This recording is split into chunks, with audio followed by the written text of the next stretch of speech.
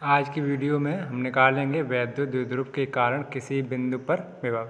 ये वैद्युत द्विध्रुव रखा हुआ है, इसके कारण ये हमारा जो बिंदु P है वो कहीं पर भी उपस्थित हो सकता है। यहाँ से लेकर अक्ष पर भी हो सकता है, यहाँ बीच में कहीं पर भी, और निरक्ष पर भी कहीं पर भी उपस्थित हो सकता है। तो इस बिंदु P पर हमें विभव ज्ञात करना है।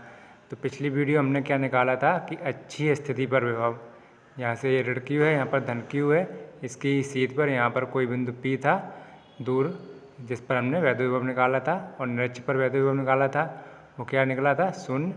तो अब हम निकालेंगे इस बिंदु पर, यानी कि जिसके निर्देशांक दिए होंगे r और थीटा, यानी कि इसके केंद्र से दूरी इस बिंदु की होगी r और इसके अक्ष से इसका कोण होगा थीटा। तो ऐसे किसी बिंदु पर हम वैद्युत विभव ज्ञात करेंगे। देखिए, पहले जो अच्छी स्थिति के लिए जो हमारा सूत्र निकल के आया था वो क्या निकल के आया था, V = 1/4πε0 P/r²। उसमें क्या था, cos थीटा नहीं था अच्छी स्थिति के लिए, और निरक्षी स्थिति के लिए तो हमारा विभव 0 ही निकल के आया था। और यदि कोई कोण दिया हुआ है तो उसमें क्या है, सिर्फ cos थीटा आ जाता है। तो यहाँ पर किसी भी बिंदु पर स्थित विभव के लिए इस सूत्र में सिर्फ इतना परिवर्तन होगा कि अच्छी के लिए P/r² था, यहाँ पर P cos θ/r² होगा। तो चलो इसे पढ़ते हैं, और ये बिल्कुल सरल है क्योंकि ये कैसी अदिश राशि है, तो इसे हमें घटकों में तो विभाजित करना नहीं है, जैसा है तैसा सीधा सीधा जोड़ना है चिन्ह सहित। तो हमको क्या है, विभव निकल के आ जाता है। और विद्युत क्षेत्र क्या होता है, सदिश राशि है, तो उसे हम घटकों में विभाजित करते हैं, फिर उसका परिणाम ही निकालते हैं। तो उसमें थोड़ी गणना थोड़ी जटिल हो जाती है, और ये बिल्कुल सरल गणना से निकल आता है। तो चलिए शुरुआत करते हैं। तो ये देखिए, हमारी भाषा क्या है कि कोई वैद्युत द्विध्रुव रखा हुआ है। वैद्युत द्विध्रुव की परिभाषा क्या होती है, ऋण Q और धन Q आवेशों के बीच की दूरी 12 होती है, और इन दोनों पृथक आवेश जैसे ऋण Q आवेश तथा जैसे कि यहाँ पर ये ऋण Q आवेश है, यहाँ पर धन Q आवेश है, इन दोनों पृथक आवेशों के कारण, पृथक आवेश यानी इसके अलग आवेश के कारण ऋण Q कारण, इसके धन Q के कारण, इस बिंदु पर हमें विभव ज्ञात करना है।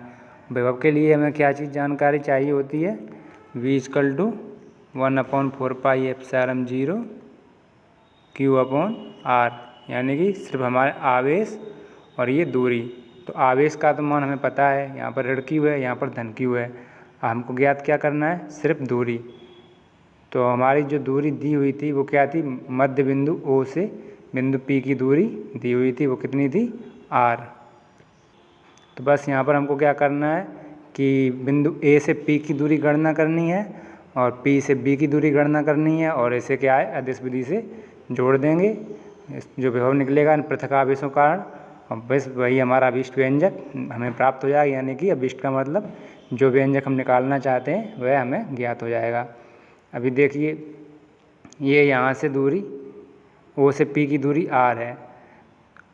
P O को आगे बढ़ाते जाते हैं, जैसे लंबी कोई रेखा खींच दी, मान लिया यहाँ पर कोई बिंदु, अन्य बिंदु हमें कोई मिल रहा है, इस प्रकार से एक लंबी रेखा खींची, तो ये दूरी हमारी r है। अब ये दूरी हमको ज्ञात करनी है, ये वाली P से B की। तो हम क्या करेंगे, B से इस रेखा पर लंब डाल देंगे। चलो इसको हम रेखा बना देते हैं, इसका नाम दे देते हैं। जैसे मान लिया ये रेखा कैसी है, PO से होती हुई PT तक जा रही है, इस प्रकार से ये रेखा है। तो हम PB की जब लंबाई ज्ञात करनी है तो हम क्या करेंगे, बिंदु B से इस PT पर लंब डालेंगे। जब हम लंब डालेंगे तो जो हमारा है, जैसे हमने ये लंब डाला है B से C, BC हमने लंब डाला है, तो ये भुजा और ये भुजा आपस में कैसी हो जाएगी, बराबर हो जाएगी। यहाँ पर हमने PT रेखा पर बिंदु B से जो लंब डाला है, तो वो लंब रेखा कौन सी हुई, BC। तो यहाँ पर हम देखते हैं कि ये रेखा PB की दूरी और PC की दूरी लगभग एक दूसरे के बराबर हो जाएगी। तो यहाँ से हम दूरी PB का मान निकाल लेंगे। तो कैसे निकल के आएगा, PB = PC, PB = PC, ये एक दूसरे के लगभग बराबर होंगी, तो हम इसे बराबर मान के चल रहे हैं। तो PB = PC, तो यहाँ पर एक चिन्ह हमको और लगाना चाहिए, यहाँ पर हमने ये लगभग का चिन्ह लगा दिया है, यानी कि जो पी बी लंबाई है वो लगभग पी सी के बराबर है। तो हम इसे यहाँ पर P B equal to P C मानकर चल रहे हैं। अब पी सी की दूरी हम कैसे निकालेंगे कि पी से ओ की दूरी कितनी है आर, और ओ से सी की दूरी अगर हम घटा दें तो हमें क्या दूरी निकल के आ जाएगी पी सी। तो यही हमने लिखा है पी ओ माइनस ओ सी। तो ओ सी की दूरी हम कैसे ज्ञात कर रहे हैं कि यहाँ पर जो कोण हमको दिया था थीटा है और ये दूरी हमारी एल थी, तो थीटा कोण पर इसका प्रक्षेप ये क्या हो जाएगा, यहाँ पर ये लंब डाला है तो ये बन रहा है हमारा 90 डिग्री का कोण। तो इसका यहाँ पर प्रक्षेप डालेंगे तो एक या फिर घटकों में भी विभाजित करें तो भी हमें क्या प्राप्त होगा एल कॉस थीटा।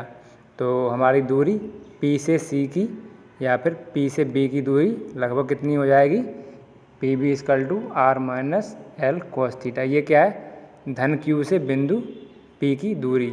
हमें दूरी ज्ञात हो गई है, आवेश हमें पता ही था कि धन क्यू आवेश, तो यहाँ पर विभव हम आसानी से निकाल लेंगे। धन क्यू आवेश के कारण बिंदु बी पर विभव क्या हुआ V1, इसको हमने V1 विभव मान के चल रहे हैं इस बिंदु पर। V1 equal to 1/4πε0। आवेश कितना है हमारा धन क्यू, दूरी कितनी है पी बी, फॉर्मूला क्या था V इक्वल टू 1/4πε0 या फिर V equal to 1/4πε0 Q upon R। बस यहाँ पर Q हमें ज्ञात था, R हमने निकाल ली है, तो वही दूरी हमने यहाँ पर रख दी है। तो हमें इस बिंदु के कारण धनावेश के कारण इस बिंदु पर विभव में मिल गया है 1/4πε0 Q अपॉन दूरी कितनी है R minus L cos theta. ये इसकी सहायता से हमने निकाली है। इसी प्रकार से ऋण क्यू आवेश के कारण बिंदु P पर विभव वो भी हम निकालेंगे। उसमें दूरी कितनी हो जाएगी, यहाँ पर एल कॉस थीटा, बिंदु ए से पी टी रेखा पर हमने लंब डाला तो कितनी दूरी हमको बढ़कर मिल रही है एल कॉस थीटा। यहाँ से यहाँ तक की दूरी आर थी, पी से ओ की दूरी, तो इसमें एल कॉस थीटा दूरी जुड़ जाएगी। तो पी ए बराबर लगभग बराबर पी डी के, पी डी का मान कितना हो रहा है R plus L cos theta. ये यहाँ से ओ से पी तक की आर और प्लस की एल कॉस थीटा इसमें जुड़ जाएगी। तो ये कोण थीटा है तो इसका एकांतर कोण यहाँ पर भी कोण थीटा ही बनेगा। तो जब ये कोण थीटा बनेगा यहाँ पर, तो ये हमारी दूरी कितनी है एल है, तो ये हमारी कितनी हो जाएगी एल कॉस थीटा।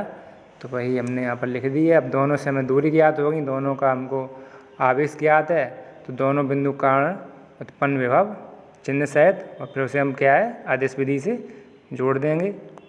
यहाँ देखिए ऋण क्यू आवेश कारण बिंदु P विभव क्या हो गया V2, इसे हमने V2 माना है इक्वल टू 1/4πε0।